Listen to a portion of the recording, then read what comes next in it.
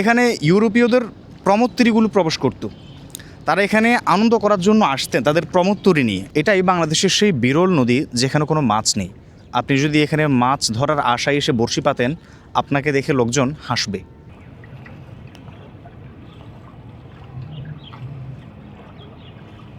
আমি এখন অবস্থান করছি সে হতভাগিনী মায়ের বুকে, যাকে স্বয়ং তার সন্তানরাই নির্মমভাবে হিংস্রতার সাথে হত্যা করেছে। ঠিকই ধরেছেন, আমি আছি বুড়িগঙ্গা নদীতে। এটাই বাংলাদেশের সেই বিরল নদী যেখানে কোনো মাছ নেই। আপনি যদি এখানে মাছ ধরার আশায় এসে বড়শি পাতেন, আপনাকে দেখে লোকজন হাসবে। আজকে এই বুড়িগঙ্গারই গল্প বলবো, এর অতীত জৌলুস, এর বর্তমান এবং বর্তমানে কোন অবস্থায় রয়েছে, এই বর্তমান অবস্থার জন্য কে বা কারা দায়ী, সব কিছু এই ভিডিওতে জানানোর চেষ্টা করব। ইতিহাসের পাতায় কোনো নদীর আত্মপ্রকাশ কেবল পানির বয়ে চলা নয়, তা এক অপার বিস্ময়। প্রাচীন কিংবদন্তি আর ভূতাত্ত্বিক গঠন বলে বহু শতাব্দী আগে প্রমত্তা গঙ্গা নদীর একটি দুরন্ত ধারা ধলেশ্বরী হয়ে বঙ্গোপসাগরের পানে ছুটে যেত। পরবর্তীতে মূল গঙ্গার সাথে এই ধারার সংযোগ ছিন্ন হয়ে গেলে সময়ের আবর্তে স্থানীয় মানুষকে ডাকতে শুরু করে বৃদ্ধা গঙ্গা বা বুড়িগঙ্গা নামে। কোনো কোনো ঐতিহাসিকের মতে ব্রহ্মপুত্র ও শীতলক্ষার স্নিগ্ধ পানির মেলবন্ধনে জন্ম নিয়েছিল এই সর্পিল নদীটি। এর প্রায় ২৯ কিলোমিটার বুক চিরে একসময় বয়ে যেত এক প্রকাণ্ড স্বচ্ছ ও রূপালী জলধারা। এটি কেবল একটি নদী ছিল না, ছিল প্রাচীন বাংলার বাণিজ্য, সংস্কৃতি আর ভূপ্রকৃতির এক জীবনদায়ী ধমনী। প্রাকৃতিকভাবে গড়ে ওঠা এই সমৃদ্ধ জলপথটি যুগ যুগ ধরে রক্ষা করে এসেছে এ অঞ্চলের ভৌগোলিক অস্তিত্বকে।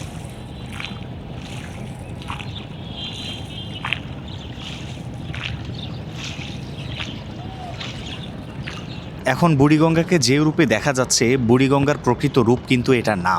এখন খুব স্বচ্ছ, সুন্দর, চতুর্দিকটা একদম জলে টইটুম্বুর, খুব চমৎকার লাগছে দেখতে, খুব অসাধারণ। শীতল বাতাস তো রয়েছেই, তবে এখন যেহেতু ঢাকাতে মুষলধারে বৃষ্টি হচ্ছে, বর্ষার মৌসুম, সে কারণে আপনার কাছে অনেক সুন্দর লাগতে পারে, আমার কাছেও বেশ ভালো লাগছে। তবে এর প্রকৃত রূপটা বেরিয়ে আসবে যখন বৃষ্টি বন্ধ হয়ে যাবে কিংবা শীতের মৌসুম চলে আসবে, তখনই কিন্তু আপনি এই বুড়িগঙ্গার প্রকৃত রূপটা অনুধাবন করতে পারবেন। তখন এর পাশ দিয়ে আপনার যাওয়াটাও মুশকিল।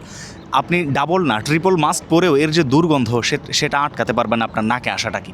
তো সব কিছু মিলিয়ে এ হচ্ছে বুড়িগঙ্গার অবস্থা। আপনারা যারা ঘুরতে আসতে চান বা ঢাকার আশপাশে, ঢাকার মধ্যে আছেন, তারা চাইলে বর্ষার মৌসুম শেষ হওয়ার আগেই এই বুড়িগঙ্গাতে এসে ঘুরে যেতে পারেন।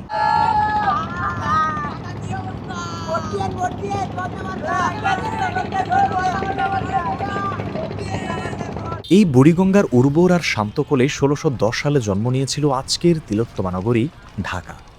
মোগল সুবেদার ইসলাম খাঁ যখন বাংলার রাজধানী স্থানান্তরের সিদ্ধান্ত নেন, তখন বুড়িগঙ্গার কৌশলগত জলপথ আর প্রাকৃতিক সৌন্দর্যই তাঁকে আকৃষ্ট করেছিল।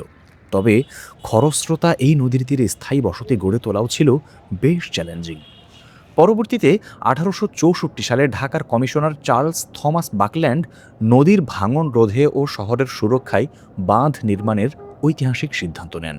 নর্থ ব্রুক হলঘাট থেকে ওয়াইজ ঘাট পর্যন্ত এই বাঁধ বাঁধানোর কাজে সরকারি তহবিলের পাশাপাশি এগিয়ে এসেছিলেন রূপলাল দাস, রঘুনাথ দাস কিংবা নবাব আব্দুল গনিব মতো তৎকালীন ধনী ব্যক্তিরাও। তৈরি হয়েছিল বিখ্যাত বাকল্যান্ড বাঁধ। ১৮৪০ সালে civil surgeon doctor James Taylor বর্ষায় পানিতে কানায় কানায় পূর্ণ বুড়িগঙ্গার বুকে ঢাকাকে দেখে মুগ্ধ হয়ে ইতালির ভেনিস শহরের সাথে তুলনা করেছিলেন। বুড়িগঙ্গার কোল আর শাসন না থাকলে হয়তো আজকের এই ঢাকার অস্তিত্বই তৈরি হতো না। স্ক্রিনের মধ্যে এখন আপনাদেরকে একটা ছবি দেখাচ্ছি, হাতে আঁকা ছবি। ছবিটি একটু ভালোভাবে দেখুন, গভীর দৃষ্টি দিয়ে দেখুন। কি চমৎকার না, কি অসাধারণ ছবিটি। ভাবছেন আপনাদেরকে কেন ইউরোপীয় কোনো এক নদী বন্দরের ছবি দেখাচ্ছি? ভুল ভাবছেন, এটা ইউরোপের কোনো নদী বন্দরের ছবি না। ছবিটি ১৮৬১ সালে ফ্রেডরিক উইলিয়াম আলেকজান্ডার কর্তৃক আঁকা হয়েছে। এটা আমাদেরই বুড়িগঙ্গার ছবি। কি অসাধারণ, কি চমৎকার ছিল না? ইউরোপিয়ানরা ঠিক এই শহরটাকে দেখেই হতবাক হয়েছিলেন, মুগ্ধ হয়ে বলেছিলেন, আর এই দেখি ভ্যানিসের মতো। বুঝতে পারছেন? বিপরীতে আজকের বুড়িগঙ্গার তীরে দাঁড়িয়ে থাকা ধ্বংসপ্রাপ্ত, কেমন যেন যুদ্ধ বিধ্বস্ত এই দূষিত নগরীকে দেখুন, কতটা তফাৎ, কতটা ফারাক। পৃথিবীর প্রত্যেকটা দেশের প্রত্যেক সভ্যতায় উন্নতি সাধিত হয়েছে দিনে দিনে। আধুনিক বিশ্বে এসে সবাই আধুনিক থেকে আরও বেশি আধুনিক হয়েছে। বিপরীতে আমরা পেছনে ফিরে গেছি, আমাদের অধপতন হয়েছে, আমরা অধপতনের একদম তলানিতে গিয়ে ঠেকেছি বলা যায়। তো 100-150 বছর আগে, 200 বছর আগেও আমাদের এই বুড়িগঙ্গার যে চিত্র সেটা ছিল ভিন্ন।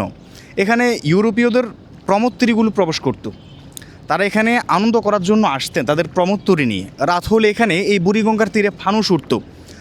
এই বুড়িগঙ্গার দুই পাশে দাঁড়িয়ে থাকা বিভিন্ন নবাবী মহল কিংবা জমিদারদের মহলগুলো দেখতে ইস্তানবুলের প্রাসাদগুলোর চেয়ে কোনো অংশে কম মনে হতো না। আজকে কোনো কিছুই নেই, সব কিছু অতীত হয়ে গেছে। সেই প্রাসাদগুলো কিন্তু ছিল, সেই প্রাসাদগুলো নিয়ে একটা ভালো সম্ভাবনা ছিল, আমাদের এই নদী নিয়ে একটা ভালো সম্ভাবনা ছিল, কিন্তু প্রাসাদগুলো দখলের আওতায় পড়ে সব শেষ। প্রাসাদগুলো দখল হয়ে গেছে, ভেঙে ফেলা হয়েছে, কিংবা এগুলোকে পেঁয়াজ বিভিন্ন রকমের মশলাপাতির গুদাম বানিয়ে নেওয়া হয়েছে। আমাদের সভ্যতা পৃথিবীতে অনেক উচ্চ স্তরে যেতে পারত, কিন্তু আমরা সেই সম্ভাবনাকে নিজেদের হাতেই গলা টিপে হত্যা করেছি। ইতিহাসের চরম নির্মম সত্য হল, যে সন্তানকে এই নদী বুকে আগলে জন্ম দিল, সেই সন্তান ঢাকায় আজ তার জন্মদাত্রী মাকে নিজ হাতে ধীরে ধীরে বিষ খাইয়ে হত্যা করছে। যে বুড়িগঙ্গার পানি একসময় ছিল কাঁচের মতো পরিষ্কার, আজ তা এক দুর্গন্ধময় কুচকুচে কালো ও প্রাণহীন তরলে পরিণত হয়েছে। হাজারিবাগ ও সাভারের চামড়া শিল্পের বিষাক্ত কেমিক্যাল, প্লাস্টিক বর্জ্য, আবর্জনা আর কোটি মানুষের দৈনিক জমে থাকা পয়েন্ট বর্জ্যে মা বুড়িগঙ্গার শ্বাস রুদ্ধ হয়ে গেছে বহু আগেই। শুধু দোষণই নয়, দুই কূলে অবৈধ দখলদারদের লোভাতুর থাবায় নদীটি আজ সংকুচিত হতে হতে নর্দমায় রূপ নিয়েছে। শিল্পপতিদের সীমাহীন লোভ, সাধারণ মানুষের চরম উদাসীনতা আর বছরের পর বছর ধরে চলা অবহেলার এক সম্মিলিত বিষাক্ত চক্রান্তে আজ এই মা নদী বুড়িগঙ্গা মৃত্যুর মুখোমুখি দাঁড়িয়ে। আমি এখন যেখানে রয়েছি দেখতে পাচ্ছেন পোস্তগোলা ব্রিজ। আমার পেছনে রয়েছে ঢাকার প্রধানতম ব্রিজগুলোর অন্যতম একটি, অনেক বিশাল। এই যে ব্রিজগুলো আমি আপনাদেরকে জুম করে দেখাতে পারছি না, ক্যামেরার জুমে আসছে না ঠিক। পিলারগুলোতে লেখা আছে, নদী দূষণ রোধে জনমত গড়ে তুলুন, নদী বাঁচলে বাঁচবে দেশ। এই যে বড় বড় করে কথার ফুলঝুরিগুলো এখানে লাগিয়ে রেখেছে বা লিখে রেখেছেন, এগুলোর কোনো বাস্তবায়ন নেই, শুধুমাত্র এই কথার মানে ফুলঝুরিতেই সীমাবদ্ধ। আমরা একটা প্রবাদ বাক্য পড়েছিলাম ছোটোবেলা, যে পুঁথিগত বিদ্যা পরহস্তে ধন, নহে বিদ্যা নহে ধন, হলে প্রয়োজন। এই যেন এই যে কথার ফুলঝুরিগুলো, এগুলো পুঁথিগত বিদ্যার মতোই পুঁথিতে রয়ে গেছে, কখনো এগুলোর বাস্তবায়ন সম্ভব না। আমি আমার জীবদ্দশায় অনেক নদী দেখেছি, কিন্তু কোনো নদীকেই এতটা দূষণের শিকার হতে দেখিনি। যেমন আমি এখন যেখানে দাঁড়িয়েছি, এটা হচ্ছে বুড়িগঙ্গার একদম কূলে, তীরবর্তী অঞ্চলে। তো সেখানে দেখুন, আমি যেখানে দাঁড়িয়েছি, কতটা পলিথিন, মানে পলিথিনের সাম্রাজ্য বলা চলে। এখানে যত ধরনের পলিথিন আবর্জনা হতে পারে সব কিছু রয়েছে। আর ওইদিকে রয়েছে বুড়িগঙ্গা। সব কিছু যখন পানি বাড়ে তখন পানি কিন্তু এই পর্যন্ত গড়ায়, আর সব পলি কিন্তু নদীতে যায়, আবার নদী থেকে পানির স্রোতে আবার উপরে উঠে আসে, মানে এই উঠানামাই চলছে। যে নদী জীবন দিয়েছিল একটি শহরকে, আজ সেই নদীর জীবন বাঁচাতে মাঝে মধ্যে শোনা যায় আইনি লড়াই, হাইকোর্টের কড়া নির্দেশ কিংবা উচ্ছেদ অভিযানের তোড়জোড়। আমরা দেখি একপাশে তড়িঘড়ি করে সীমানা খুঁটি বলা হচ্ছে, আর অন্য পাশ দিয়ে আবারও নিঃশব্দে গিলে খাওয়া হচ্ছে নদীটির প্রাণ। আমাদের স্মৃতিশক্তি হয়তো কম, কিন্তু ইতিহাস যে কাউকে ক্ষমা করে না। সন্তান আজ ভুলেই গেছে, যেদিন বুড়িগঙ্গা পুরোপুরি মরে যাবে, সেদিন ঢাকার বুকে বেঁচে থাকা কোটি মানুষের অস্তিত্বও ধীরে ধীরে বিলীন হয়ে যাবে। এখনো কি সময় হয়নি প্রথাগত অভিযোগের বাইরে গিয়ে নিজেদের বিবেককে জাগ্রত করার? আমরা কি পারবো ঢাকার জন্মদাত্রী এই নদীটিকে তার পূর্বের রূপে ফিরিয়ে দিতে? নাকি ঐতিহাসিক কোনো প্রামাণ্য চিত্রেই কেবল লেখা থাকবে, এখানে একদিন একটি রূপসী নদী ছিল যার নাম বুড়িগঙ্গা?